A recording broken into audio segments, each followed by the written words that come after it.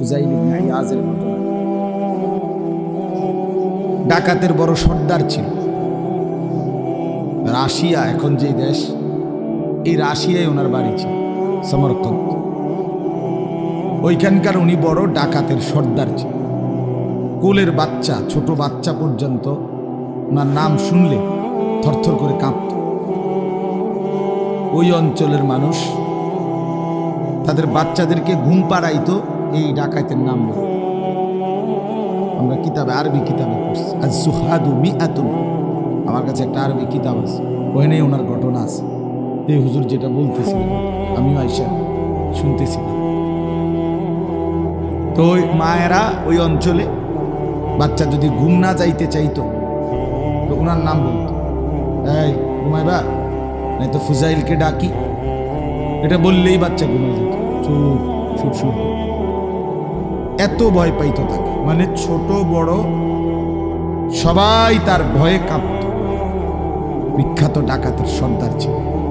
কিন্তু রাত গভীরে একদিন ডাকাতি করতে গিয়ে ওই বাড়িওয়ালা আল্লাহর কোরআনের একটা আয়াত পড়তেছিল। ভাই বুট খাইও না, ভাই বুট খাইও না, বাবা বুট খাইও, এমনি শুনো। তো এই কোরআনের আয়াত, একটা আয়াত ওই লোকটার শুনছেন, আলাম ইয়ানি লিল্লাযীনা আমানু আন তাখশা কুলুবুহুম লিযিকরিল্লাহ, যে হে আমার ঈমানদার বান্দা, আমি আল্লাহর ভয়ে, আমার স্মরণের জন্য, আমার জিকির, আমার বন্দিগি, আমার ইবাদতের জন্য তোমার দিলটা নরম হওয়ার সময় আজও কি হয়নি? এই কথাই, আলাম ইয়ানি, আজও সময় হয়নি ঈমানদার? ফিরবা কোন দিন? গুনাহ ছাড়বা কোন দিন বান্দা? আমার সেজদা করবা কোন দিন? আমারে ডাকবা কোন দিন বান্দা? এই কথাইটা বড় দরদ নিয়ে রাত গভীরে, চারিদিকে অন্ধকার, নীরব নিস্তব্ধ, এই সময়ে বলছে আল্লাহর কুদরত, আল্লাহর দয়া। এই এক আয়াত, এক কথা ওনার জিন্দেগি বদলাই ফেলছে। ওই কিতাবে আছে ফাওয়াকাফা, তিনি থেমে গেছেন, ওয়া আদবারা, পিছনে ফিরে চলে আসছে, মানে সামনে আর যায় না, পিছনে চলে আসছে। আর আয়েশা এই অন্ধকার গভীর রাতে আল্লাহকে ডাক দিছে, মালা ইয়া রব্বি কাদ আনা, হে আমার মাওলা সময় হয়েছে, ছেড়ে দিলাম মাওলা এই নাফরমানির জিন্দেগি। এই ছেড়ে দিছে, দিয়া রাশিয়ার সমরকন্দ এলাকা থেকে হিজরত করে জীবনের তরে মক্কা শরীফ চলে আসছে। আয়েশা পরবর্তী জীবনটা আল্লাহর ঘর কাবার কাছেই মক্কায় বাকিটা জীবন কাটাইছেন, এবং ওই জামানার সাইয়্যিদুল আউলিয়া, আউলিয়াদের সর্দার হয়েছেন। ওই কিতাবে আছে ওই সময় আরবের যিনি বাদশাহ ছিলেন, খলিফা মারওয়ান, ওনার নাম উমাইয়া খলিফা, খলিফা মারওয়ান ইবনুল হাকাম, মারওয়ান। এই বাদশাহ মানে, আরে ভাই বাইরে কথা বলে কেনা, আপনি একটু দূরে গিয়া কথা বলেন। কি আশ্চর্য কথা, কথা বলো ভাই, তোমার কথা তুমি বাইরে একটু দূরে গিয়া বলো। জি, তো এই খলিফা মারওয়ান যিনি ছিলেন তখন ইসলামী সাম্রাজ্যের খলিফা, ইসলামী হুকুমত, ছোটখাটো না, বাংলাদেশের সমান না, না, বিশাল এরিয়া, বিশাল এরিয়া। হযরত ওমর রাদিয়াল্লাহু তাআলা আনহুর জামানায় ওমর রাদিয়াল্লাহু তাআলা আনহু অর্ধ পৃথিবীর বাদশা ছিলেন। এটা ধীরে ধীরে বাড়তেই থাকছে, বাড়তেই থাকছে। এত বড় সাম্রাজ্যের যিনি খলিফা ছিলেন, বাদশাহ মারওয়ান, এই উনি আয়েশা, এই ফুজাইল, এই যে ডাকাত, যিনি এখন আল্লাহর ওলি, ওনার কাছে আসতেন দেখা করতে। আইলে ওনার জুতা নিয়া বুকের মধ্যে লাগাইয়া দুই জুতারে এরপরে দাঁড়ায় থাকতো। ওই কিতাবে আছে। এই বইটা আপনারা ছেলেরা তোমরাও সংগ্রহ করতে পারো, অনেক সুন্দর বই, বাংলা অনুবাদ হয়েছে এই বইটা। দুনিয়া বিমুখ শতমনীষী বইটার নাম, খুব সুন্দর, পড়লে খুব মজা লাগে। 100 জন বড় বড় বুজুর্গ যারা বহুত বড় আল্লাহওয়ালা ছিলেন, ওনাদের জীবন, ছোট ছোট এই কত 150-200 টাকার বইয়ের দাম হবে। দুনিয়া বিমুখ শতমনীষী, রাহনুমা প্রকাশন, এই ছাপা। আমি ওই কোম্পানির পক্ষ থেকে কইতেছি না, আমি এমনি কই। তাইলে বলার উদ্দেশ্য হইল আল্লাহ তাআলা এক আয়াত ওনারে কত বড় মানুষ বানাইছে, জীবন বদলে গেছে। একজন মুহাদ্দিস আছেন, আমরা হাদিসের কিতাবে ওনার নাম আছে, অনেক বড় মুহাদ্দিস, আবু দাউদ শরীফে ওনার নাম আছে খুব, মুহাম্মদ ইবনু মাসলামা আল কানাবি, অনেক বড় মুহাদ্দিস আলেম ছিলেন। এই উনি এক সময় বাজারে সন্ত্রাসী ছিলেন, বড় ক্যাডার, বাজারের চাঁদাবাজ, বাজারে চাঁদাবাজি করতেন। একদিন এক বড় আলেম ওই বাজারের পাশ দিয়ে যাচ্ছিলেন, তো এই ওনার লগে যে পোলাপাইনজির সাথে গ্যাং, এগো এগো কেউ একজন বলছে আর কি, বস ওই যে হুজুর যায়, বড় হুজুর, অনেক বড় মুহাদ্দিস, বড় আলেম। তো উনি এই মুহাম্মদ ইবনে মাসলামা, সে দিছে দমক, দিকে চাই আয় জিঙ্গে কির বড় হুজুর, বড় হুজুর। তো ওনার কাছে গেছে, গিয়া বলছে, এই হুজুর থামেন, চাই আপনি কি জানেন, একটা হাদিস কোন চাই দেখি। উনি বলে, বড় হুজুর, মানে একটা টিটকারি মারছে আর কি। হুজুর তাকে দেখেই বুঝছে যে সে বখাটে, উশৃঙ্খল, দুষ্ট, কিন্তু উনি তৎক্ষণাৎ নিয়ত করছে, আল্লাহ ছেলেটা যেমনই হোক, কিন্তু সে তো শুনতে চাইছে নবীজির হাদিস, বুঝেন নাই? মস্কারি করে হইলো কইছে, কি কইতো, এটা হাদিস কর, চাই কিতা জানে, তো হাদিসে তো শুনতে চাইছে। তো উনি তৎক্ষণাৎ নিয়ত করছে, আল্লাহ আমি হাদিস বলি, আপনার নবী একটা হাদিস শুনাই, আপনি বরকত দিয়ে। এই নিয়ত করে তারে বলছে, যুবক তাহলে শুনো নবীর একটা হাদিস। নবীজি সাল্লাল্লাহু আলাইহি সাল্লাম বলছেন, ইজা লাম তাস্তাহি ফাসনা মা শি'তা। নবীজি বলছে, যখন লজ্জা নাই কারো, হায়া নাই, যার শরম নাই, লজ্জা নাই, ফাসনা মা শি'তা, সে যা ইচ্ছা তাই করুক, তার যা মন চায় তাই করুক, তোর যা মন চায় তুই তাই কর, যেহেতু তোর হায়াই নাই, লজ্জাই নাই, শরমই নাই, যা মন চায় তাই করো। এই কথাইটা মানে এটার দ্বারা নবীজি যে বেহায়া লোকের প্রতি প্রচন্ড গোস্বা বুঝাইছে, এটা কি বোঝা যায় না যে উনি গোস্বা করছেন নবী, যা নাফরমান, তোর যেহেতু কোনো লজ্জা শরমই নাই, যা তোর যা মন চায় তাই কর, যা মন চায় তাই কর। এই কথাইটা হাদিস। তো উনি তাকে এটা শুনাইছে যে ইজা লাম তাস্তাহি ফাসনা মা শি'তা। যুবক, এটা রাসূলের হাদিস। এই কথা বলে উনি চলে গেছে, ওনার ফতে উনি গেছে গা। তো এই মুহাম্মদ ইবনে মাসলামা বসে গেছে, এখানেই বইয়া লাইছে। তো ছেলেরা ওনার সাথের যেই দুষ্ট ছেলে যেগুলো ওনার সাথের সঙ্গী, ওরা একটু পরে বলল যে বস ওঠেন, বসে গেলেন কেন? এই তখন সেই যুবক মুহাম্মদ ইবনে মাসলামা বলল, বন্ধুরা কিছু বোঝো নাই? বলছে কি? এই যে রাসূলের হাদিস বলল, হুজুর নবী তো এটা আমারে বলছে, নবী তো এটা আমারে বলছে রে, আমারে না কোনো হায়া নাই, লজ্জা নাই, শরম নাই, এই জন্য আমি যা মন চাই তাই করি, চুরি করি, ডাকাতি করি, চাঁদাবাজি করি, ছিনতাই করি, রাহাজানি করি, মানুষের সম্পদ লুণ্ঠন করি, অন্যায় করি, বেহায়াপনা করি, মদ খাই, জুয়া খেলি, আমার যা মন চায় তাই করি, কারণ আমার যে হায়া নাই, লজ্জা নাই। আহা, রসুল তো এই কথা আমারে বলছে রে। এই কথা বলে, এই এক কথা, এক হাদিস, এক বাক্য সে বলছে বন্ধুদেরকে, যা তোরা, ছেড়ে দিলাম আমি এই রাস্তা। এই কথা বলে ওই হুজুরের কাছে গিয়া ওনার ছাত্র হইছে, পরবর্তীতে হাদিস শিখছে, ওই জমানার শ্রেষ্ঠ মুহাদ্দিস হয়ে গেছে। এই ছেলে মুহাম্মদ ইবনে মাসলামা, একদিন যে ছিল বাজারের চাঁদাবাজ, আজকে সে হয়ে গেছে জমানার মুহাদ্দিস। তো হুজুরের এই কথাটা আমারও ভালো লাগলো, এই জন্য আমি ওনার কথার থেকে এটা বললাম।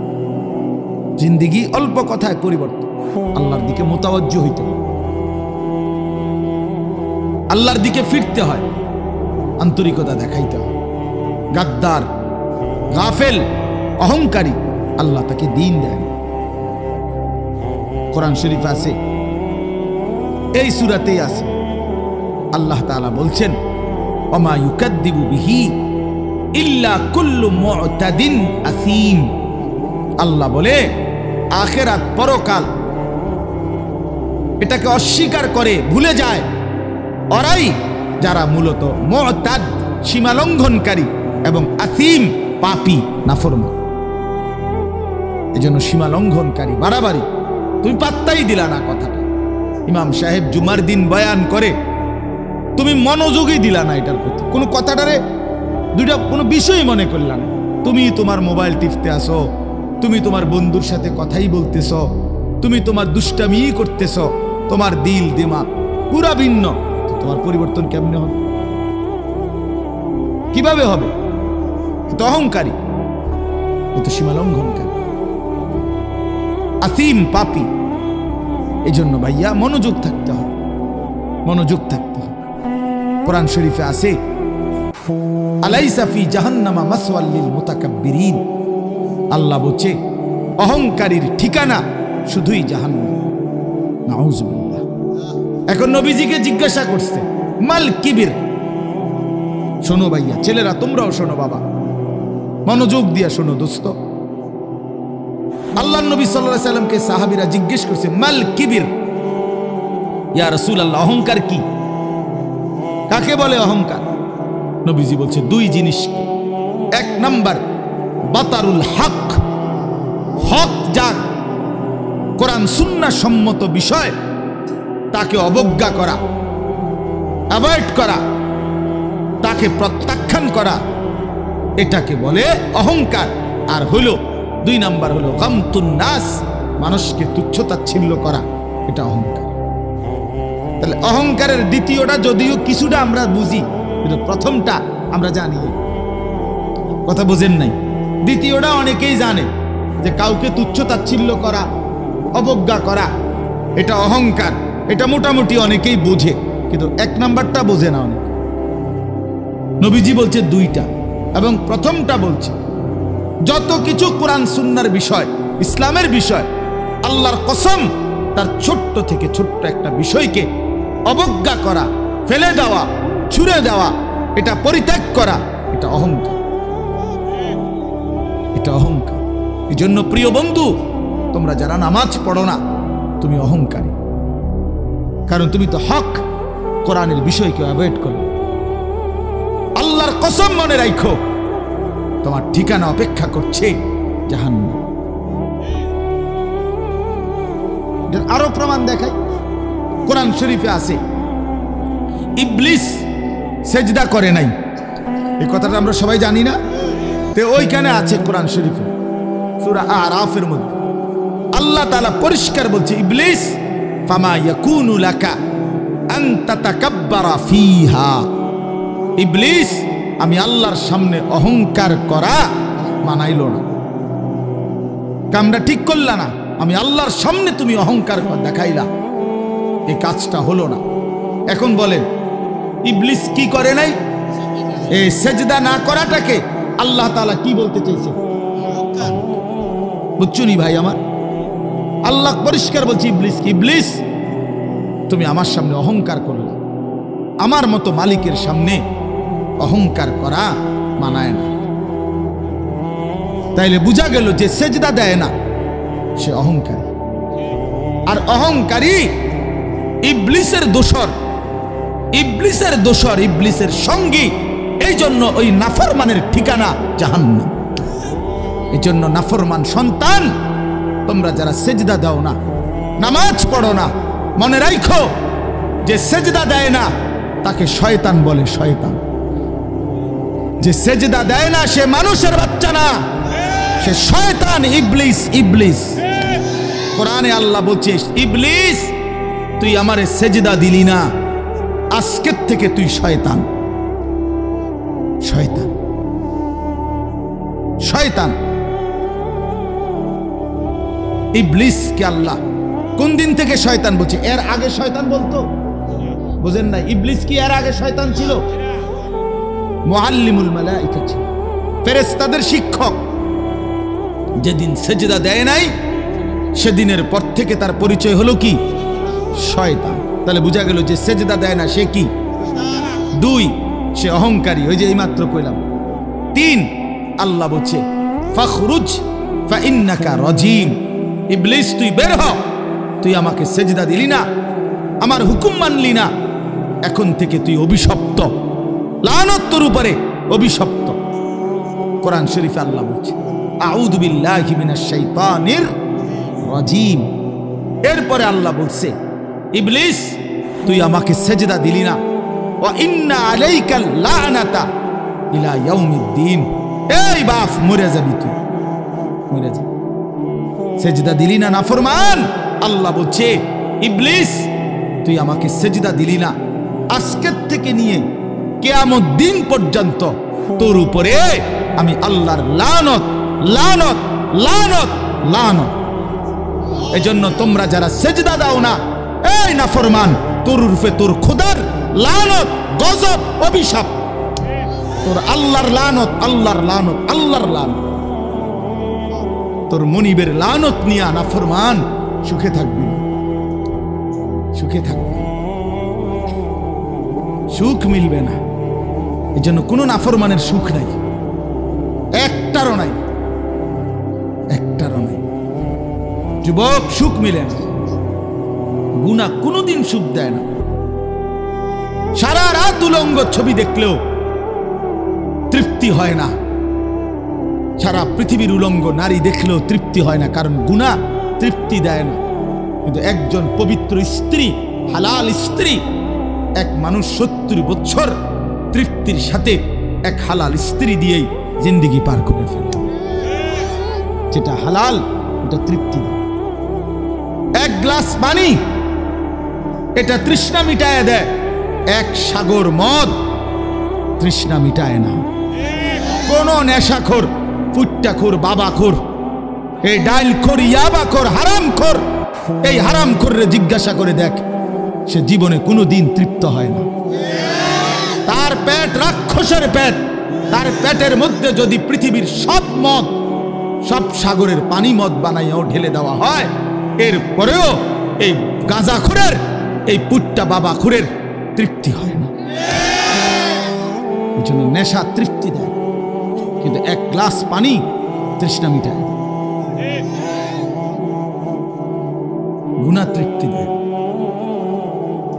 দেখো তোমরা ছেলেরা, এক এক ছেলের চেহারা দেখলেই তো বোঝা যায় বাবা কতদিন হয় নামাজ পড়ো না। আহা, মুসলমানের বাচ্চা, যার মা মুসলমান, যার বাবা মুসলমান, তুমি এভাবে আল্লাহকে কেমনে ভুলে গেল? মানুষের বাচ্চা এভাবে আল্লাহকে ভুলে কি? তুমি কি জানোয়ার? তুমি তো গরু না, ছাগল না, তুমি তো কুত্তা না, বিলাই না, তুমি তো শুকর না, তুমি তো ইনসান। তুমি আল্লাহকে ভুলে গেল কেন? তুমি আল্লাহকে ভুলে গেল? ইয়া আইয়ুহাল ইনসান মা গাররাকা বিরাব্বিকাল কারীম। আল্লাহ বলছে, হায় বান্দা, আমার মতো দয়ালু মেহেরবান মাওলা, এমন দয়ালু মালিক থেকে কে তোমারে ভুলায় দিল? কে তোমারে ভুলায় দিল বান্দা? এত বড় দয়ালু মালিক আর কই পাবা বান্দা? আমার চাইতে উত্তম কারে পাইয়া, আমার চাইতে উত্তম কাকে পেয়ে বান্দা আমারে ভুলে গেল। প্রিয় ভাই, আমার ছেলেরা, আমার বাপ বলো, একটা ছেলে বলো, আজকের সারাদিনে তোমরা যারা এক ওয়াক্ত নামাজ পড়ো নাই, নওজোয়ান, একটা বার বলো, কে সেই বন্ধু তোমার, কে এত বড় আপন হলো তোমার, যাকে পেয়ে তুমি আল্লাহকে ছেড়ে দিলে? এক মা যদি বলে, ভূত, আমি সেই মা তোর, যে মা তোরে 9 মাস পেটে ধারণ করছি, আমি তোর সেই মা যে তোকে 2 বছর বুকের দুধ খাওয়াইছি, এমন মারে কেমনে ভুলে গেলি? আচ্ছা, এটা যদি কোনো মা বলে, কোনো সন্তানকে সামনে রাইখা, পাষাণ সন্তান, তারও তো দিল নরম হয়ে যাবে, হবে না? কিছুক্ষণের জন্য হলেও তো তার মনটা গইলে, মা আমারে দুধের দোহাই দিছে, মা আমারে গর্বের দোহাই দিছে। এই আয়াতে আছে, আল্লাহ বলে, বান্দা আমারে কেমনে ভুলে গেলা? আল্লাযী খালাকাকা, আমি তো তোমারে বানাইছি। এরপরের আয়াতে, এই বান্দা কেমনে ভুলে গেলা আমারে? ফাসাওয়াকা, আমি তো তোমার শরীরের সমস্ত অঙ্গ প্রত্যঙ্গ আমি তো সাজিয়েছি। ফাআদালাক, সুসামঞ্জস্যপূর্ণ করে একদম মিলাই দিছি, 2টা ঠোঁট মিলাই দিছি, 2টা কান সমান করে দিছি, 2টা চোখ সমান করে দিছি, নাকের ছিদ্র সমান করে দিছি, 2টা হাত বরাবর করে দিছি। ফি আইয়ি সূরাতিম মা শাআ রাক্কাবাক, আমি আমার পছন্দ মতো আকৃতি, রং আমি দিয়েছি। সাদাটাও আমার দেওয়া, কালো রংটাও আমার দেওয়া, আমি তো বানাইছি বান্দা। এমন মালিক আমি, আমারে কেমনে ভুলে গেল? বলো বাবা, এই কথা যদি আল্লাহ তাআলা সামনে নিয়ে বলে, কি জবাব দিবে? আল্লাহ তো জানতে চাইছে। মা গাররাক, বান্দা বলো না, কে তোমারে ভুলায় দিল আমার মতো দয়ালু আল্লাহ? ফাবিআইয়ি হাদিসিন বা'দাহু ইউমিনুন, কোরআন শরীফের আরেকটা আয়াত। আল্লাহ কোরআনে বলছে, বান্দা এক একটা কথা এই কোরআনের মধ্যে আমি বারবার বলছি। 23 বছর আমি কোরআন নাজিল করেছি, 30 পারা কোরআন নাজিল করেছি, এক একটা কথা বারবার বলছি। আকিমুস সালাহ, আকিমুস সালাহ, আকিমুস সালাহ, আতুজ যাকাত, আতুজ যাকাত, ইত্তাকুল্লাহ, ইত্তাকুল্লাহ, ইত্তাকুল্লাহ, আমাকে ভয় করো, আমাকে ভয় করো, আমাকে ভয় করো, নামাজ পড়ো, নামাজ পড়ো, নামাজ পড়ো। 80 বারের চাইতে বেশি বলছে নামাজের কথা। ইয়া আইয়ুহাল্লাযীনা আমানু, হে ঈমানদার, হে ঈমানদার, তোমারে ডাকছি। এই কথা 89 বার কোরআনুল কারীমের মধ্যে আছে। আল্লাহ বলে, বান্দা আর কতবার বললে আমার মতো মালিক আর কোন কিতাব নাজিল করলে, আর কেমনে বললে বান্দা তুমি আমার কথা মানতে? এই নাফরমান, বল বেটা, তোরা যারা নাফরমান, নামাজ পড়ো না, তোর মতো নাফরমান বেঈমানকে তোরা আল্লাহ আর কতবার বললে সেজদা দিতি বেঈমান?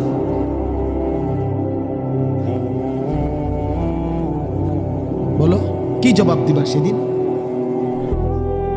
আল্লাহ নিজে জানতে চাইছে, বান্দা আমি আর কেমনে বললে, আর কতবার বললে আমার কথা মানতা? আহ, চিন্তা করে দেখেন, কিতাবের মধ্যে আছে হাসরের ময়দানে নবী সাল্লাল্লাহু আলাইহি সাল্লাম, এই ছেলেরা, বাবারা, শোনো ভাইয়া, আমি শেষ করে দেব, আমি দেরি করুম না। হাসরের ময়দানে আল্লাহর নবী সাল্লাল্লাহু আলাইহি সাল্লাম, আল্লাহর কসম, উম্মতের আমলনামা নবী নিজে দেখবে। নবী দেখবে তো, হাতে নিবে তো। নবী সাল্লাল্লাহু আলাইহি সাল্লাম যখন দেখবে, পৃষ্ঠার পর পৃষ্ঠা, 365 দিনের একটা বছর কোনো দিন আমার উম্মত ফজরের নামাজ পড়ে নাই। 30 বছর এক টানা সুদ খাইছে, 30 বছর লাগাতার মিথ্যা বলছে, 30 বছর লাগাতার ওজনে কম দিয়ে গেছে, 30 বছর ধরে আমার বান্দার ঘরে প্রতিদিন রঙিন টেলিভিশন, নাচ গান, নর্তকীর ছবি চলছে। 30 বছর আমার বান্দি কোনোদিন পর্দা করে নাই। ছেলেটা কোনোদিন আমি মাওলাকে একটা সেজদা দেয় নাই, সারাটা দিন চলে গেছে। আল্লাহর কসম, কসম আল্লাহ, নবী তখন চোখের পানি ফেলে দিবে। আমরা কিতাব, উর্দু কিতাবে পড়ছি, নবী তখন চোখের পানি ছেড়ে দিবে। নবী বলবে, উম্মত, আমি সেই নবী যে তোদের জন্য 23 বছর একটানা কাঁদছিলাম। আমি সারা রাত কাঁদছি উম্মত। আমি এশার নামাজের পরে দাঁড়াইছি, ফজরের আজান পর্যন্ত চোখের পানি ফেলছি। সারা রাত তোদের জন্য কাঁদছিলাম। আম্মা জান আয়েশা বলছে, নবীজির স্ত্রী হযরত আয়েশা বলছে, কি দিচ্ছি? এশার নামাজের পরে নবী দাঁড়াইছে, ফজরের আজান পর্যন্ত নবী এক দাঁড়ানোতে চোখের পানি ফেলে আল্লাহর কাছে উম্মতের জন্য দোয়া করছে আর কাঁদছে। হাত্তা তাওয়াররামাত কাদামাহু, দুইটা পাও ফুলে ফুলে গেছে। আম্মা জান আয়েশা বলেন, 2 পাও ফুলে গেছে। নবীর চক্ষু মোবারক লাল হয়ে গেছে। নবীজি বলছে, আল্লাহ, আপনি শাস্তি দিলে পারবেন, আমি জানি। আপনার বান্দা, ইন তুআযিবহুম ফাইন্নাহুম ইবাদুকা, কিন্তু ইন তাগফির লাহুম, এই সারা রাত এই দোয়া এটা করছে। আল্লাহ, যদি বন্ধুর দিকে তাকাইয়া আপনি না আমারে মায়া করেন, আপনি আমারে খুব ভালোবাসেন, এই ভালোবাসার দাবিতে আপনি যদি আমার উম্মতকে মাফ করে দেন, তাইলেও আপনারে বাধা দিবে কি? আপনি তো সেই ক্ষমতাও রাখেন। ফাইন্নাকা আনতাল আজিজ, আপনি তো সেই ক্ষমতাবান, আপনাকে বাধা দিবে কে? আপনি দেন, মাফ করে দেন। তো নবী বলবে, উম্মত, আমি সারা রাত এভাবে কেঁদেছিলাম। তায়েফের পাথরের আঘাতে আমার পিঠটা চালনির মতো ছিদ্র হয়ে গেছে। আমার দেহ মোবারক থেকে এই পরিমাণ রক্ত ঝরছে, পায়ের জুতা রক্তের কারণে জমাট বাইন্ধা গেছে। আমি ক্ষুধার কষ্টে পেটে 2টা পাথর বাঁধছিলাম। আমি উহুদের দান করা শহীদ হয়ে, রক্তাক্ত হয়ে, বেহুশ হয়ে উহুদের প্রান্তরে পড়েছিলাম। আমার ঘরের চুলায় 3 মাস আগুন জ্বলে নাই, রান্না করা খাবার খাই নাই। প্রিয় বন্ধু, নবী বলবে, উম্মত, এত রক্ত, এত চোখের পানির বিনিময়ে এই আমলনামা, এই আমলনামা, সেজদা কই, নামাজ কই, হালাল রোজগার কই, হালাল উপার্জন কই? এভাবে খোদার কসম নবী কাঁদবে, চোখের পানি ছেড়ে দিবে আর বলবে, উম্মত, তুই আমার এত বড় বেইজ্জতি কেমনে করলি? আমি এইটা নিয়ে আমার আল্লাহর সামনে সুপারিশের জন্য কেমনে দেখাবো যে এটা শ্রেষ্ঠ নবীর, শ্রেষ্ঠ উম্মতের আমলনামা? এটা আমি কেমনে দেখাবো? কেমনে দেখাবো? কোন বাপ যদি তার ছেলেটা ঢাকা শহরে 4 বছর ইউনিভার্সিটিতে পড়ছে, এই বাপ বাড়ির ভিটা বেচা, জমি বেচা, রক্ত পানি করে 50 লক্ষ টাকা ছেলেটাকে দিয়ে খরচ করছে, মনে করে 4টা বছর পরে বাবার হাতে রেজাল্ট আসছে, ছেলেটা ফেল মারছে, এই বাপ কি পরিমাণ কাঁদবে? বলেন না কেন? এই বাপ বলবে না এই কথা, ফুট, তুই আমার জমি বেচা টাকা, আমার ভিটা বেচা টাকা, ফুট, আমি শরীর মনে করি নাই, আমি প্রখর রৌদ্রের মধ্যে খেতে কাম কইরা টাকাগুলো জমাইয়া তোর জন্য পাঠাইলাম, বিনিময়ে এটা কি সার্টিফিকেট দেখাইলি? ফুট, তুই আমার এত বড় বেইজ্জতি কেমনি করলি? আল্লাহর কসম নবী বলবো, উম্মত, আমার 23টা বছর কেমনে মাটি করে দিল? নবীর ভালোবাসা কি বাবা? রাসূলুল্লাহ সাল্লাল্লাহু আলাইহি সাল্লামের ভালোবাসা আসলে কি? এই শুধু জিলাফি, বিরানি, খিচুড়ি এরই নাম নবীর ভালোবাসা না? কি ভাইয়া, ইনসাফের সাথে বাবা, ঠেলাঠেলির দরকার না। আমি ঠেলাঠেলি করতে আসি নাই, কারো বিরুদ্ধে বলতে আসি নাই, কাউরে উস্কানি দিতে আসি নাই। তোমার ইনসাফের কাছে বলবো, তোমার বিবেকের কাছে বলবো। রাসূলুল্লাহ সাল্লাল্লাহু আলাইহি সাল্লামের সামনে কেমনে দাঁড়াইবেন? ওই বাবা, 60 বছর 50 বছর এখনো বিড়ি সিগারেট খান, আপনি এই দুর্গন্ধওয়ালা মুখ নিয়া নবীর সামনে কেমনে দাঁড়াইবেন? বলেন না কেন? নবী সাল্লাল্লাহু আলাইহি সাল্লাম তো জীবনে কোনোদিন দুর্গন্ধ পছন্দ করতেন না। করতেন? নবীজি বলছে 3টা জিনিস দুনিয়াতে আমার সবচেয়ে প্রিয়, এর মধ্যে 1 নাম্বার আত্তিব, সুগন্ধি আতর। নবী সাল্লাল্লাহু আলাইহি সাল্লাম যেই রাস্তা দিয়ে হাঁটতেন, ওই রাস্তার পরে পিছনে কেউ আসলে বুঝতো এই রাস্তা দিয়েই মুহাম্মদে আরবি এই মাত্র গেছে। কেন বুঝতো? তার পবিত্র চেহারা শরীর থেকে, দেহ মুবারক থেকে মেশকের ঘ্রাণ বের হইতো। যিনি একটু পেঁয়াজ, কাঁচা পেঁয়াজ, কাঁচা রসুনের গন্ধ সহ্য করতে পারতেন না, ঘামের গন্ধ একদিন নাকে লাগছে জুমার নামাজের দিন, নবী বলে দিছে জুমার নামাজের দিন বাধ্যতামূলক সবাই গোসল করবা। যিনি ঘামের গন্ধ সইতেন না, যিনি পেঁয়াজ রসুনের দুর্গন্ধ সইতেন না, যার পবিত্র দেহের ঘাম ঝরিলে মেশকের জন্য আতর হিসাবে সাহাবীরা নিত, এত পবিত্র, এত সুন্দর, এত সুগন্ধিময় সেই রাসূল আরবির সামনে হাসরের ময়দানে এই বিড়ি সিগারেট খাওই না বেডা, তুমি কেমনে দাঁড়াইবা?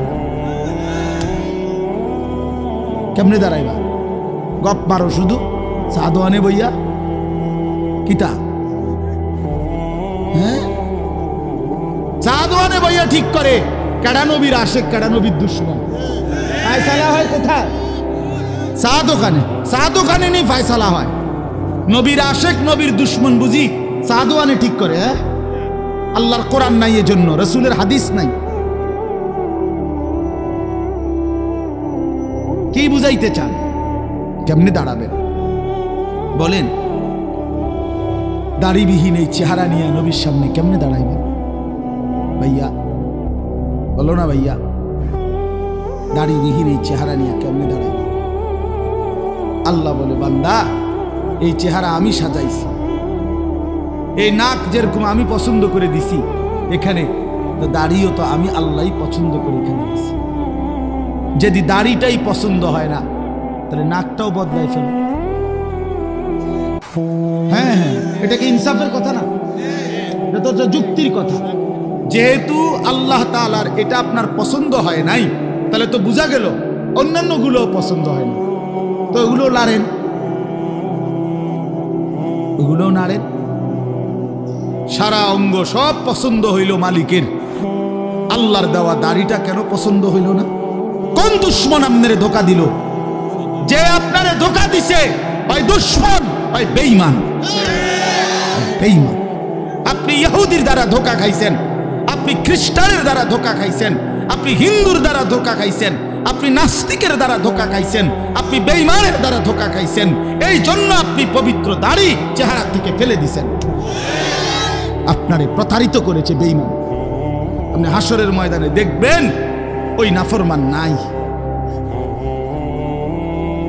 আর যাকে দেখবেন তার পবিত্র দাড়িওয়ালা চেহারা মোবারক দেখে ভাই আপনি তারে চিনবেন না, ভাই তিনি আপনারে চিনবেন। হ্যাঁ হ্যাঁ, হাদিসে আছে রাসূলুল্লাহ সাল্লাল্লাহু আলাইহি ওয়াসাল্লামকে দেখাইয়া কবরে প্রশ্ন করলে নাফরমান চিনবেন, ঠিক কি না বল? তাহলে বোঝা গেল হয় আপনি নবীকে চিনবেন না, নয় নবী আপনারে চিনবেন। তুমি আমার কিসের উম্মত? এই বেটা, তুই আমার কিসের উম্মত বেটা? বলেন, ইনসাফ করেন না। কেউ কাউরে খোঁচা দিয়ে না, আমারটা আমারে বলতে পারে, আপনারা বললে ঝগড়া লাগবে। আপনি বলেন, বিবেককে বলেন, দাড়িবিহীন চেহারা নিয়ে রাসূল সাল্লাল্লাহু আলাইহি ওয়াসাল্লামের সামনে কেমনে দাঁড়াবেন?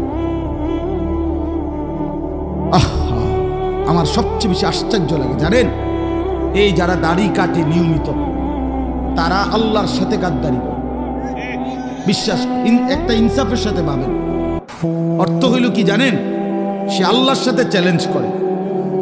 সে আল্লাহকে বলতে চায়, আল্লাহ, এই মালিক, এই খোদা, শোনো, তুমি দিবা আমি কাটবো, তুমি দিবা আমি কাটবো, তুমি দিবা আমি কাটবো। তুমি খোদারে আমি বেড়া হইলে দেখাই দিমু তুমি দিতে আরো কতক্ষণ, আমি কাটতে পারি কি। এটা যুদ্ধ করে না আল্লাহর সাথে, সে কি করতেছে না যে আপনি দিবেন আমি কি করবো কাটবো, আপনি দিবেন আমি কাটবো, আপনারে দেখাই দিমু সামনে দিতেন পারেন। 30 বছর দিলে 30 বছর কাটবো, 40 বছর দিলে 40 বছর। আল্লাহ তাআলা বলে বান্দা হাত্তা জুরতুমুল মাকাবির, অল্প সময় পরে অচিরেই কবরস্থানে দেখা হবে। দেখা হবে কোথায়? কাল্লা সাউফা তা'লামুন, কাল্লা সাউফা তা'লামুন। আল্লাহ বলে কবরস্থানে আইসো বান্দা, তখন আমি আল্লাহ বুঝায়া দেব আমার নাফরমানের শাস্তিটা কি।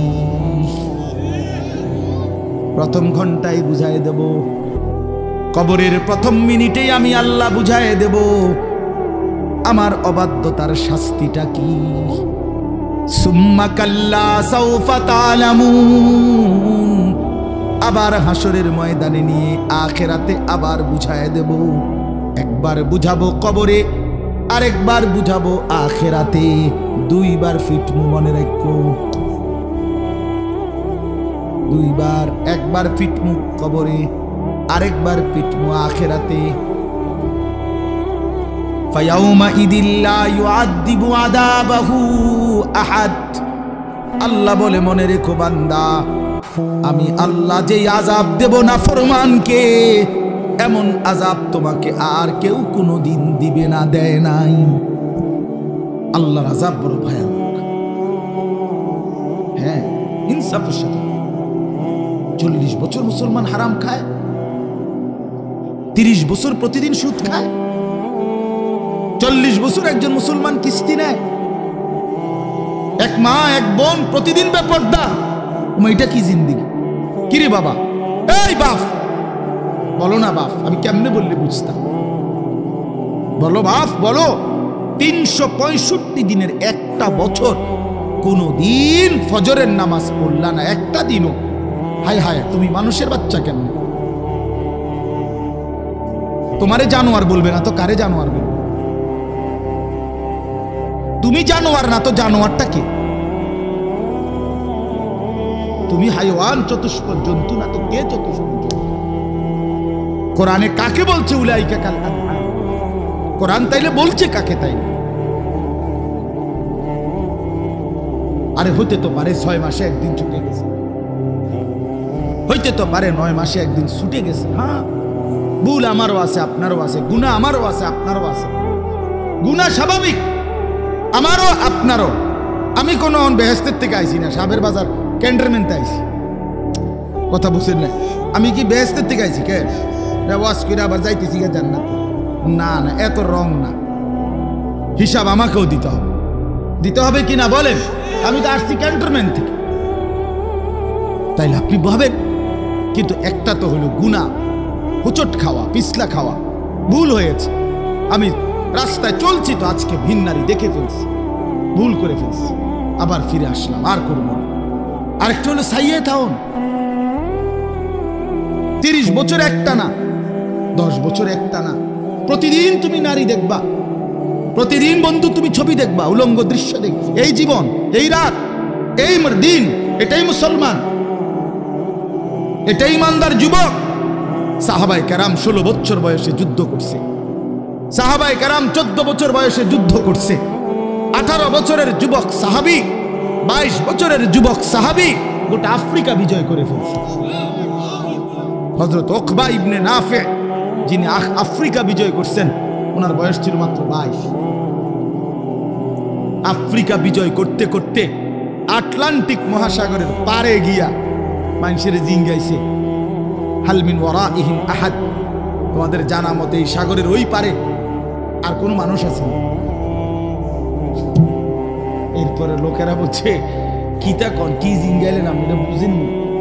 দেখি আপনার বাড়ি ফুল করবে,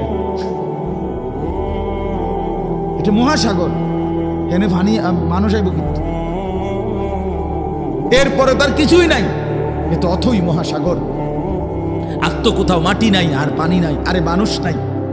আল্লাহর কসম আমরা কিতাবে পড়ছি, ইতিহাসের কিতাবে, ইসলামের ইতিহাসে হযরত উকবা ইবনে নাফি নিজের ঘোড়ার ডান সামনের 2 পাও পানিতে ভিজাইছে, সাগরের পানিতে ভিজাইয়া হাত তুলে আল্লাহকে বলছে, মাওলা তোমার বান্দারা সাক্ষী দিছে ওই পারে আর মানুষ নাই, মাটি নাই। আল্লাহর কসম মাওলা, যদি একটা লোক বলতো যে ওই পারে একজন মানুষ আছে, মালিক তোমার জাতের কসম আমি উকবা কালেমার দাওয়াত নিয়ে তার কাছেও যেতাম। আমি যে যাইতাম মাওলা, এটার প্রমাণ হিসাবে ঘোড়ার 2 পাও ভিজাই। যদি এখন তুমি বলো মাওলা যাম না। दस्ते दस्ते दरिया भी न छोड़े हमने, बाहर जुल्मत घोड़े दौड़ा दिए हम। অন্ধকার অমাবস্যার গভীর রাতেও ইমানদার সাহাবীরা উত্তাল সাগরের ঢেউর মধ্যে ঘোড়া নামায় দিছে। এই জন্য প্রিয় ভাই, এভাবে হেরে গেলা কেন? নওজোয়ান সাথী, এভাবে পয়সা গেলা কেন? একজন মুসলমান যুবক, একজন ইমানদার যুবক, আল্লাহর সাথে কোনো সম্পর্ক নাই, রাসূলের সাথে কোনো সম্পর্ক নাই, একটা পৃষ্ঠা একটা লাইন আল্লাহর কোরআন কুদুর সাইয়া সাইয়াও পড়তে পারো না, ঈমান ইসলামের কোন নমুনা তোমার মাথার চুল থেকে পায়ের নখ পর্যন্ত নাই, এভাবে আল্লাহরে ভুলে গেলা কেমন? ভাইয়া বলো না, এভাবে ভুলে গেলা কেমন? এত পাষাণ হইলা কেমনে বাবা? রক্তের শেষ ইসলামের চিহ্নটা মুছে দিলা কেন? কেন 1 ওয়াক্ত নামাজ পড়ো না? আপনারা বাবারাই বা কি করেন আমি বুঝি না। আহা বাবা, অভিভাবকের ফিকির শুধু ভাত মাছ চাল ডাল, শুধু দালান বিল্ডিং খাট পালং সোফা ফার্নিচার। উনি দাঁড়ায় রয়েছে কাঠ মিস্ত্রির সামনে, উনি দাঁড়ায় রয়েছে রাজমিস্ত্রির সামনে, একটা ইট গাঁথার মধ্যে যেন ভুল না হয়। উনি দাঁড়ায় রয়েছে এখানে, আর যাদের জন্য ঘর বানাইতেছে ওই নাফরমান সন্তান, ওই বেঈমান, ওই নাফরমান ওই কোনায় উলঙ্গ ছবি দেখতেছে। আর তে বেড়া কি করেন? আবার বিল্ডিং এর ছাদ ঢালাই, আবার আলাদা লোক রাখছে একজন, তোর দায়িত্ব শুধু 4টা সুরকি, একটা সিমেন্ট, একটা বালু। সাবধান, 1 সুরকি, একটা সুরকি যেন কম না হয়, তুই গুনা গুনা রাখবি। মানে তাইলে নালে বিল্ডিং কি হয়ে যাবে? দুর্বল হয়ে যাবে, ছাদ দুর্বল হবে, ছাদ দুর্বল হবে।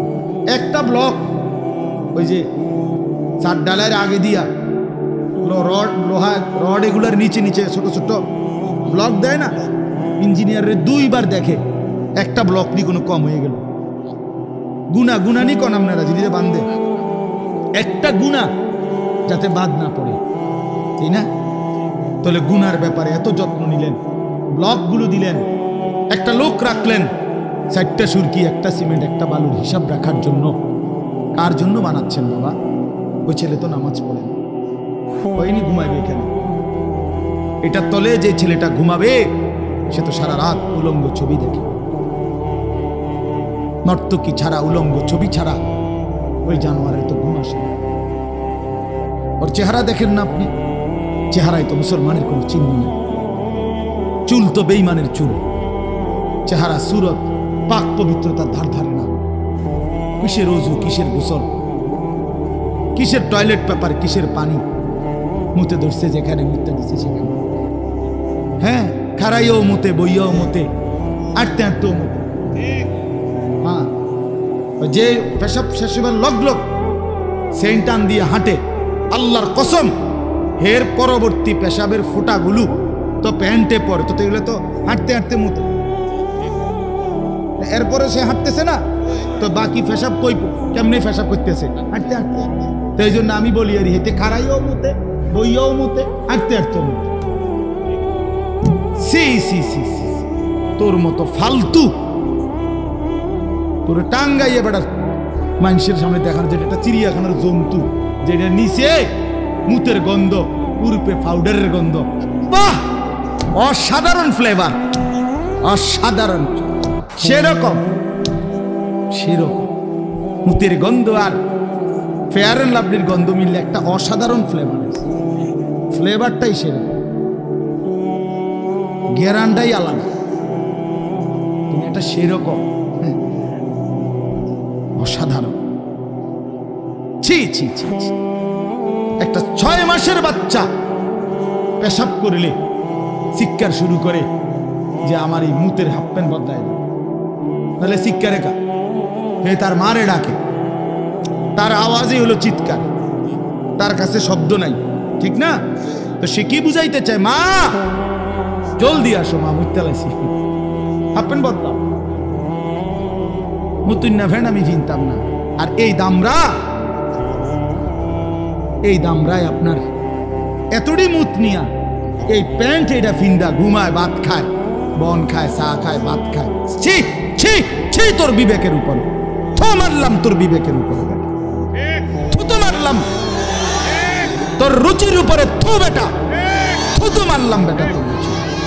ছি ছি ছি ছি, আত্মমর্যাদা যদি থাকে, মানুষ যদি হয়ে থাকো, মুসলমানের ঘরে যদি জন্ম নিয়ে থাকো, আজকে বললাম বন্ধু, আজকের থেকে সিদ্ধান্ত নাও, টয়লেট পেপার ব্যবহার করো, পানি ব্যবহার করো, ক্ষতিগ্রস্ত হবা না, শরীর পবিত্র থাকবে।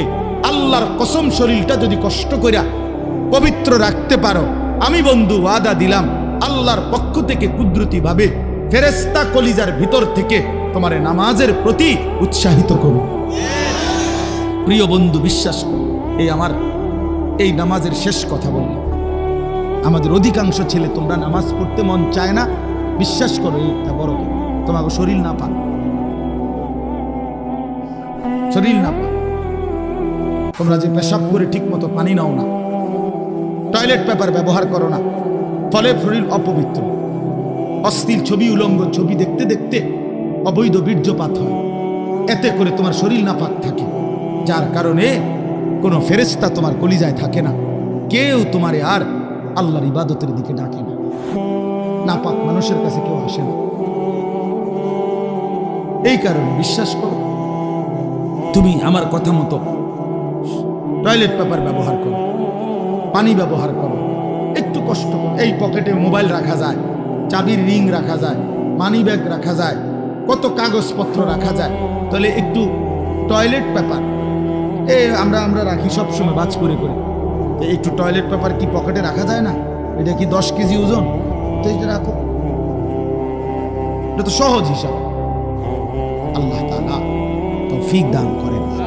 যুবক ভাই, আমি নওজোয়ানের খুব পরিবর্তন চাই, আমার জিন্দেগির মিশন এটা, আমার জীবনের ফিকির এটা, আমার মুসলমান নওজোয়ান বদলাবে, আমার নওজোয়ান ফিরবে। সারা পৃথিবীতে তোমরা মনে রাখো বাবা, ছেলেরা শুধু বাংলাদেশ লইয়া চিন্তা করলে হবে না, সারা পৃথিবী এখন গ্লোবালাইজেশন, বিশ্বায়ন, এখন সারা পৃথিবী একসাথে এক সুতোয় গাঁথা। এই জন্য আগামীর পৃথিবী ঈমান এবং কুফর মুখোমুখি নিশ্চিত। তোমরা যদি আল্লাহর দ্বীনের উপরে, নামাজের উপরে না থাকো, কষ্ট পাইবা। আগামী সময়টা ঈমান টিকায় রাখা কষ্ট হবে। হ্যাঁ, বেঈমান প্রতিদিন সুযোগ খুঁজতেছে বাংলাদেশে। বেঈমানরা, এই ফ্যাসিস্টের দোসররা, প্রতিবেশীর দোসররা বারবার চাচ্ছে বাংলাদেশের পবিত্র জমিনে ইমানদারের রক্ত ঝরুক। এই জন্য ইসকনের গুন্ডা দিয়া একবার চট্টগ্রামে শহীদ অ্যাডভোকেট সাইফুল ইসলামকে জবাই করছে, আবার সাদ নামে এক ভণ্ড ব্যক্তিকে দিয়ে সারা পৃথিবীর মধ্যে গোলযোগ লাগায়া টঙ্গীর বিশ্ব ইজতেমার মধ্যে কিছু গুন্ডা সন্ত্রাসী দিয়া রাতের অন্ধকারে ইমানদারের রক্ত ছড়াইছে। মাকসাদ একটাই,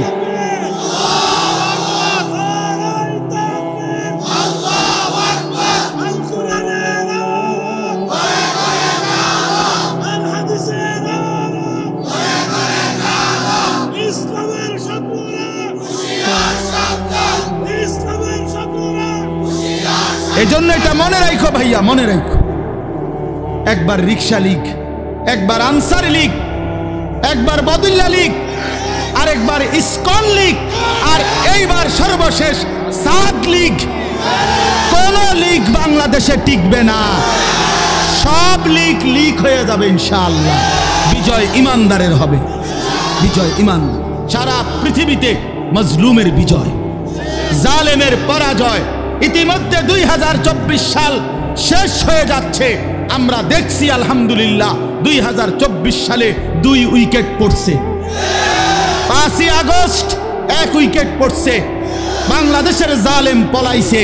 আর 8ই ডিসেম্বর সিরিয়ার বাশার আল আসাদ নামে এক স্বৈর শাসক 54 বছরের জালেম জুলুমবাজ 5 লক্ষের চাইতে ইমানদার মুসলমানকে, 5 লক্ষের চাইতে বেশি মুসলমানকে শহীদ করছে। যেই জালেম, ওই জালেমও পলাইছে। এই জন্য কয় উইকেট পড়ছে? ইনশাআল্লাহ বাকি উইকেটও পড়ে যাবে। 2024 সাল উইকেট পড়ার বছর। এবছর বোলিং ভালো হয়েছে, কড়া বোলিং হয়েছে কড়া। কি কারিডি তোমরা কইব, আমি এদ্দুর বুঝি এদ্দুর কইছি, বাকিটা তোমরা বোলিং এর আইটেম তোমরা ভাগ করো। হ্যাঁ, 2 উইকেট যেহেতু পড়ছে, আগামীর উইকেটও পড়ে যাবে ইনশাআল্লাহ। আগামীর উইকেট নেতানিয়াহু, ইসরায়েলের ওই কুত্তা প্রধানমন্ত্রী, তার উইকেটও পড়ে যাবে ইনশাআল্লাহ। প্রতিবেশীর উইকেটও পড়ে যাবে, হ্যাঁ পড়ে যাবে ইনশাআল্লাহ। ওই সমস্ত তেল, পেঁয়াজ, আলু, আটা, এডির দমক দিয়ে লাভ নাই। ইমানদার এই সমস্ত দমকারী দায় পায়। বেটা আলু দিবে না, পেঁয়াজ দিবে না, আটা দিবে না। তোর আব্বার পেঁয়াজ, মোদির বাপের পেঁয়াজ, এগুলো বেঈমান। পেঁয়াজ, আটা, তেল, সাবান, চাল, ডাল, ভাত, মাছ, এগুলো তোদেরকে যিনি 130 কোটি তোদের বেঈমানকে যিনি খাওয়ায়, তিনি তো আমার আল্লাহ। বেটা এই বেঈমান, তোর কি বেটা কিরে ভাই? উনি আমার আল্লাহ, তোদেরকে খাওয়ায়। তোদের আসেনি কিছু, মূর্তি ছাড়া তোদের কিছু আসেনি। হেইতে আমার আল্লাহ, হেইতে রে খাওয়ায়, হেইতে আমারে দমক দে। মন্ডা চায় কি কস কি বেটা, দমক দেশ কেন? জি দুটার কথা না, এটা কি বেউকুফ না? তুই কি কারে দমক দেশ বেটা? আমার আল্লাহ খাওয়ায় তোদেরকে। ইমানদারের জান নিবা, কোনো সমস্যা নাই। ইমানদারের কলিজা থেকে খুন ঝরলে, রক্ত ঝরলে সোজা জান্নাতে পৌঁছে যাবে। শহীদের 1 ফোঁটা রক্ত বৃথা যায় না, 1 ফোঁটা। প্রতি ফোঁটার দাম আল্লাহ তাআলা হাসরের ময়দানে জান্নাত দিয়া বুঝায় দেবে। অসুবিধা, আমি মরলে কি, আমি মরলে সমস্যা কি? ইমানদার শহীদ হলেও দামি, ইমানদার জিতে গেলেও দামি। এজন্য যুবক ভাই, নষ্ট হইও না, চরিত্রহীন হইও না বাপ। আগামীর সময় তোমরা ইনশাআল্লাহ, তোমাদের হাতে কালেমার পতাকা উড়বে ইনশাআল্লাহ। ইনশাআল্লাহ আমরা বিশ্বাস করি। আমি যদি নাও থাকি, আমরা যদি নাও থাকি, ইনশাআল্লাহ কালেমার পতাকা উড়বে বাংলাদেশে, ইমানের বিজয় হবে ইনশাআল্লাহ। এটাই সত্য, এটাই সত্য, এটাই সত্য, এটাই সত্য। কারো ষড়যন্ত্র, উলামায়ে কেরাম থেকে উম্মতকে বিচ্ছিন্ন করার ষড়যন্ত্র চলছে। ইমানদার মুসলমান যেন আলেমদের থেকে বিচ্ছিন্ন হয়ে যায়। এই জন্য বারবার উলামায়ে কেরাম কেডা, উলামায়ে কেরাম কেডা, এ চিনে না, চিনে না। এই সাদের অনুসারীরা আলেম চিনে না, উলামায়ে কেরাম। আমরা কেডা বলি? আমরা কি? হেফাজতে ইসলাম কে? চিনে না। হেফাজতে ইসলামের পরিচয় চিনে না। পৃথিবীতে এমন আন্দাবুঝি অন আছে, কথা বলেন না কেন? হ্যাঁ, আল্লাহ আমাদেরকে ঈমান দান করেন। এই জন্য ভাইয়া, কোন ষড়যন্ত্র ইনশাআল্লাহ বাংলাদেশে বাস্তবায়ন হবে না। 56,000 বর্গ মাইলের প্রতি ইঞ্চি বাংলার জমিন লক্ষ কোটি যুবক কলিজার খুন দিয়ে পাহারা দেবে ইনশাআল্লাহ। আধিপত্যবাদ আর ওই পত্তলিক আমাদের দেশ দখল করতে পারবে না। সুযোগে নাই, সুযোগে নাই, সুযোগে নাই। গোটা হিন্দুস্তান মুসলমানরা শাসন করছে। হ্যাঁ, মুসলমানরা শাসন করেছে। হ্যাঁ, দিল্লি তো মুসলমানদের, হিন্দুস্তান তো মুসলমানদের, এ তো মুসলমানরা শাসন করছে। আমরা কোন হিন্দু কারো উপরে আবহমান কাল ধরে বাংলাদেশে কোনো জুলুম করি নাই। সংখ্যালঘুরা বাংলাদেশে যুগ যুগ ধরে নিরাপদে আছে। আমরা এখনো বিশ্বাস করি হিন্দুরা থাকুক, ঠিক কিনা? কোনো আপত্তি নাই, কিন্তু ইসকনের গুন্ডারা থাকতে পারবে না। ইসকনের গুন্ডারা থাকতে পারবে না। ইসকনের সন্ত্রাসীর জায়গা বাংলাদেশে নাই। সাধারণ হিন্দু থাকুক, কোনো আপত্তি নেই। আল্লাহ তাআলা আমাদেরকে ঈমান দান করেন। আমার নওজোয়ান, আমার বন্ধু, আমার যুবক সাথী, চলো ইনশাআল্লাহ আল্লাহর জন্য নিজেকে বানাই, নিজেকে প্রস্তুত করি। আল্লাহ তাআলা তৌফিক দান করেন। তোমরা নওজোয়ান জাগবা তো ইনশাআল্লাহ, নষ্ট হইও না। আমি অনুরোধ করি, নিজেরে নষ্ট করো না বাবা, চরিত্রহীন হইও না। একটা জিনিস মনে রাখো, যেই চাহিদা আল্লাহ দিছে সেটা পূরণের হালাল ব্যবস্থা আল্লাহ রাখছে। এটা একটা গুরুত্বপূর্ণ মূলনীতি মনে রাখবা। তৃষ্ণা আল্লাহ দিছেন তো হালাল পানি আল্লাহ ব্যবস্থা রাখছে। ক্ষুধা আল্লাহ দিছেন তো খাবার আল্লাহ ব্যবস্থা রাখছে। ঠিক লজ্জাস্থানের চাহিদা আল্লাহ দিয়েছেন তো হালাল স্ত্রী আল্লাহই ব্যবস্থা রাখছেন। তুমি একটু সবর করো, একটু সবর। ক্লাস 8-এ যেই ছাত্র এখন পড়ে, হেতে বছরেই এসএসসি দিয়া লাগে। বুঝেন নাই আমার কথা? ক্লাস 8-এর ছাত্রটা এবছরই এসএসসি দিয়া লাইতো, কেমনি দিব? সবর করতে হবে কিনা? এসএসসির ছেলেটা এই বছরই অনার্স 4th ইয়ার দিয়া লাগ না, কি করতে হবে? আল্লাহ তাআলা আমাদেরকে বুঝ দান করেন, আল্লাহ আমাদেরকে কবুল করে নেন। জীবনটা যদি আমরা আল্লাহর হুকুমের উপরে চালাই, ঈমান আমলের উপরে চালাই, ইনশাআল্লাহ বরকত হবে, বরকত হবে। এই তরজমাটা শুনেন, শেষ কথা। আল্লাহ তাআলা বলেন, ইন্নাল আবরারা লাফি নাঈম। আল্লাহ বলেন, আমার নেককার বান্দা, ঈমান আমলওয়ালা বান্দা চির নিয়ামতে ভরা সুখের জান্নাতেই বসবাস করবে। নিয়ামতে নিয়ামতে ভরা, নিয়ামতে। আখিরাতের জান্নাত আমি তাকে দেব যেটা নাঈম, নিয়ামতে ভরা। ইযা রাআইতা সাম্মা রাআইতা নাঈমান ওয়া মুলকান কাবীরা। আল্লাহ বলে, আমার জান্নাতি বান্দা বারবার ঘুরে ঘুরে জান্নাত দেখবে, আর দেখে দেখে দেখবে শুধু যে নিয়ামতে নিয়ামতে ভরা এক বিশাল সাম্রাজ্য আল্লাহ তাকে দান করছে। আলাল আরাইকি ইয়ানদুরুন। আল্লাহ বলেন, আমার জান্নাতি বান্দা জান্নাতের সিংহাসনে বসে দেখতে থাকবে। কি দেখবে? 3 জিনিস দেখবে। কয় জিনিস? এই আর 5 মিনিট 3 জিনিস দেখবে। 1 নাম্বার, নিজের বিশাল জান্নাতের নিয়ামত দেখবে। 2, জাহান্নামীদের আযাবের দৃশ্য দেখবে। 3, মহান আল্লাহ পাককে সরাসরি দেখবে। জান্নাতে তারিফু ফি ওয়ুজুহিহিম নাযরাতান নাঈম। আল্লাহ বলে, বন্ধু, আমার জান্নাতি বান্দা লক্ষ লক্ষ কোটি কোটি বছরে অনন্তকাল তার চেহারার মধ্যে হাস্যোজ্জ্বল প্রফুল্লতা, চির সজীবতা আপনি দেখবেন। কোনোদিন 1 সেকেন্ডের জন্য দুঃখ, পেরেশানি, বিষণ্ণতা, অস্থিরতা পাবেন না। ইউসকাউনা মির রাহিকিম মাখতুম। এটা আল্লাহ তাআলা বলেন 4 নম্বর আয়াত, আমার বান্দা জান্নাতে তাকে পান করানো হবে শরাব, জান্নাতের শরাব। সেই শরাবটা কেমন? মাখতুম, মোহর মারা, সিল মারা।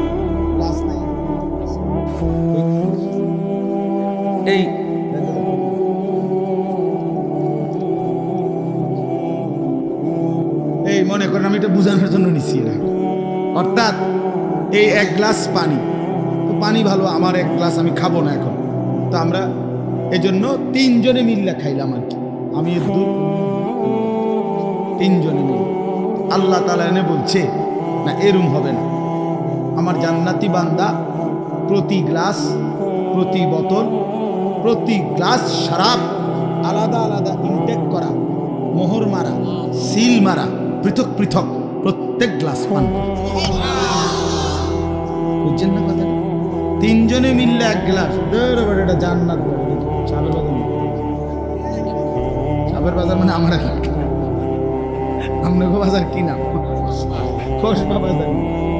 কসবা বাজার না, মিনারেল ওয়াটার 15 টাকা দিয়ে কিনছি, তিনজনে খাইয়ে লাই। না না, আল্লাহ বলেন ইসকাউনা মির রাহিকিম মাখতুম।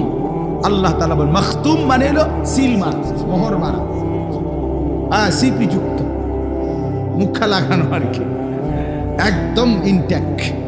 প্রত্যেক বোতল গ্লাস শরাব আমার বান্দা পান করবে আলাদা আলাদা সিল মারা। সুবহানাল্লাহ।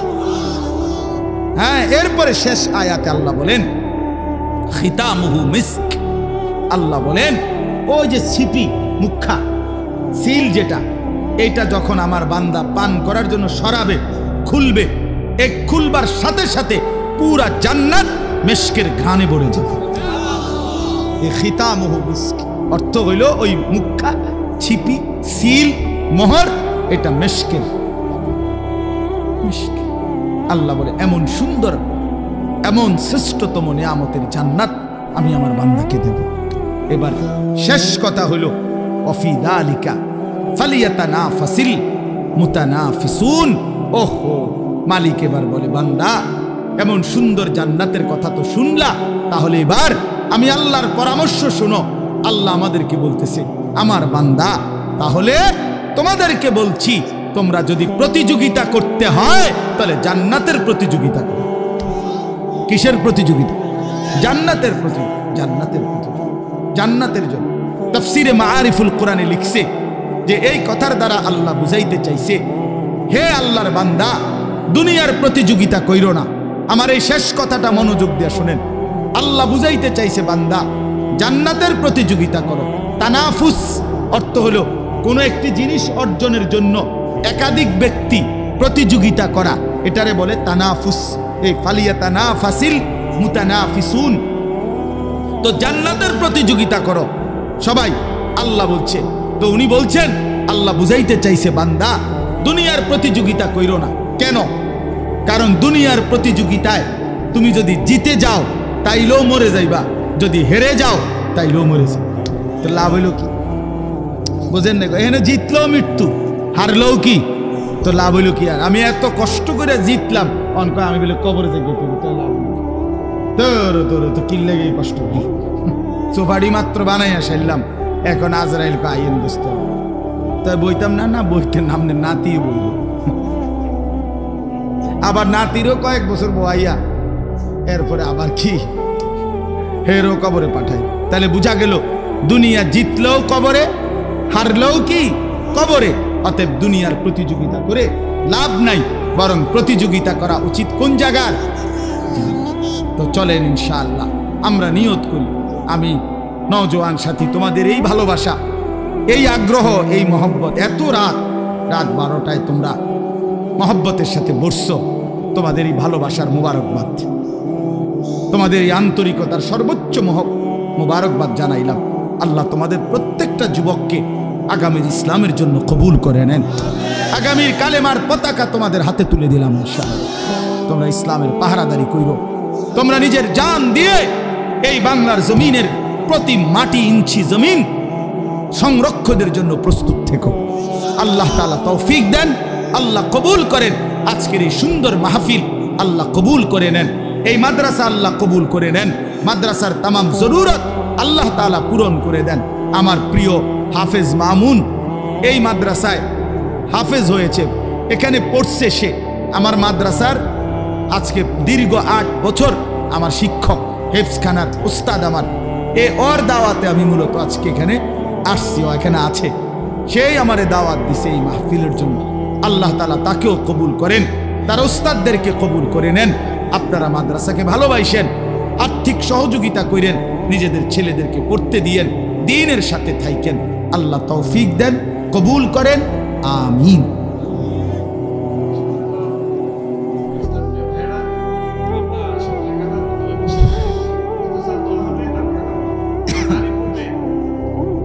প্রিয় ভাই নওজোয়ান সবাই মিলে অল্প একটু সময় মনোযোগী হই, আলাদা আলাদা প্রত্যেকে যদি পৃথক পৃথকভাবে নিজের জন্য মনোযোগ দেয় তো আল্লাহ তাআলা তার কোরআনের দ্বারা জিন্দেগীর মধ্যে বরকত দেবে। জন্য নিয়ম হলো আলাদা শুনতে থাকা, যে আমি আমার জন্য শুনতেছি, আমার দরকার, কোরআন আমাকে বলছে, আল্লাহর কথা আমাকেই ডাকছে, এতে দিল জমে, মনোযোগ হয়। আন্তরিকতা এবং মনোযোগ থাকলে জিন্দেগির পরিবর্তন হয়। একটি পাথরের উপরেও যদি ধারাবাহিক বৃষ্টির পানির ফোঁটা পড়ে, তো একটা সময় এই শক্ত পাথরটাও কিছুটা ছিদ্র হয়ে যায়। এই জন্য ধারাবাহিক যদি কেউ মনোযোগ দিয়ে, দিল দিয়ে আল্লাহর কথা শুনতে থাকে, ধীরে ধীরে তার জিন্দেগিও বদলায়। এই জন্য আমি অনুরোধ করতেছি, আমার একটা প্রথম অনুরোধ হল, ছেলেরা তোমরা তোমাদের এই হাতে ধরা যে মোবাইলগুলো, ওগুলো নামায় ফেলো। এই হাতে হাতে যাদের মোবাইল, মানে রেকর্ডিং করার জন্য হাতের যে মোবাইলগুলো, এটা নামাইয়া আল্লাহর ওয়াস্তে এমনে শোনো, আমার দিকে তাকায়, বরকত হবে, এটাতে লাভ হবে বেশি। মোবাইলে দোস্ত আলহামদুলিল্লাহ অজস্র ওয়াজ আছে, অভাব নাই, সব বক্তাদের ওয়াজই মোবাইলে আছে। মোবাইলে তো খুব জমলো, কিন্তু দেখার বিষয় তো হলো আসলে দিলে জমলো কি, নিজের জন্য আমি নিলাম কেন, অন্যরে দেখাইবার জন্য মোবাইলে নিলাম, তা আমার নিজের জন্য কি নিলাম? তা আপনি যদি বলেন যে না হুজুর আমার জন্যও নিছি, তো আমার জন্য তো সামনাসামনি সরাসরি নিলে ভালো হতো। এই কারণে মোবাইল ধরে রাখলে হাতে, এটার বড় ক্ষতিকর দিক হলো মনোযোগ বসে না। একটু পর পরেই নিজের মনের মধ্যে এটা আসে যে এটার মধ্যে উঠছে কিনা, একটু পর পর এটার দিকে তাকায়, ফলে আর দিল জমে না, ফায়দা হয়। অন্য সময় মোবাইল থেকে শুই নেন, কিন্তু এখন সরাসরি মনোযোগ। রাত অনেক হয়েছে, আমরা লম্বা বয়ান করব, অল্প কথা। এই যে হুজুর এইমাত্র মৌলানা হাবিবুর রহমান মিসবাহ সাহেব শুনাইতেছিলেন আপনাদেরকে, যে শেষ যে ঘটনাটা,